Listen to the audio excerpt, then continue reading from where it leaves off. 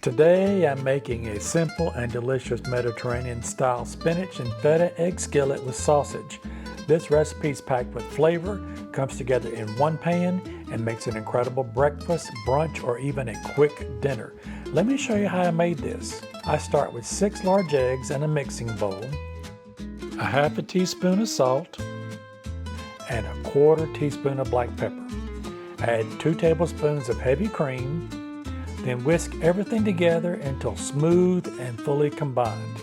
Now set that aside for later.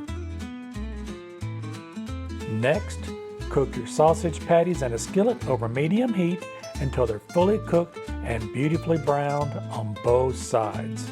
Once done, remove them from the skillet and set them aside.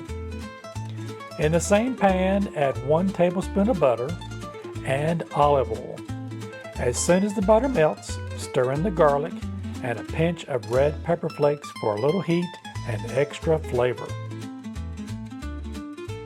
Now add in 5 ounces or about 140 grams of fresh spinach and cook that until it's wilted down.